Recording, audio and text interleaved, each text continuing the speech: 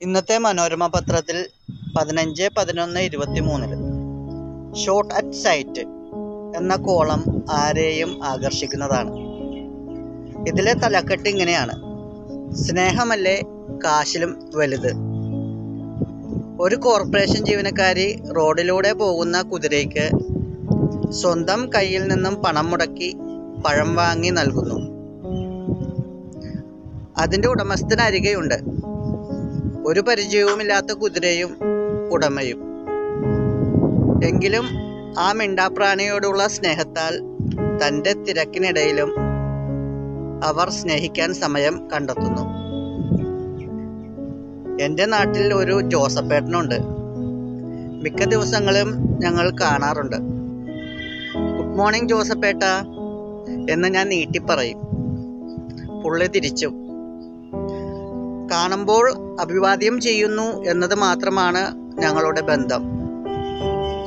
ഒരു ദിവസം 15 വർഷങ്ങൾക്ക് മുമ്പാണ്. എൻ്റെ വീട് പണിക്ക് തറക്കല്ലിടുകയാണ്. ചടങ്ങിൽ ക്ഷണിതാക്കൾ എല്ലാവരും വന്നിട്ടുണ്ട്. എല്ലാം പങ്കുചേർന്നു, ചായ കുടിച്ചു, പിരിയാറായി.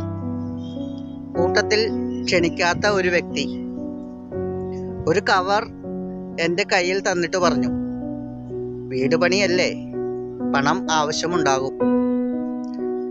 അത് വാങ്ങിക്കുമ്പോൾ എൻ്റെ കണ്ണുകൾ നിറഞ്ഞു. രക്തബന്ധങ്ങൾക്കും അടുപ്പമുള്ളവർക്കും തോന്നാത്തത് വെറുതെ ഗുഡ് മോർണിംഗ് മാത്രം പറഞ്ഞു നടന്ന ജോസപ്പേട്ടന് തോന്നിയല്ലോ. ഇന്നും മനസ്സിൽ മായാതെ നിൽക്കുന്നു ജോസപ്പേട്ടനും ആ 10,000 രൂപയും. വചനം നമ്മോട് ഇങ്ങനെ പറയുന്നുണ്ട്: സഹോദരനോ സ്നേഹിതനോ വേണ്ടി ധനം നഷ്ടപ്പെടുത്താൻ മടിക്കരുത്. കല്ലിനടിയിൽ നിന്ന് അത് തുരുമ്പിച്ച് നഷ്ടപ്പെടാതിരിക്കട്ടെ. അവിശ്വസ്തനായ കാര്യസ്ഥൻ എന്ന അധ്യായത്തില് അതിൻ്റെ മധ്യത്തിൽ ഇങ്ങനെ കാണുന്നുണ്ട്: അധാർമിക സമ്പത്ത് കൊണ്ട് നിങ്ങൾക്കായി സ്നേഹിതനെ സമ്പാദിച്ചു കൊള്ളുവിൻ.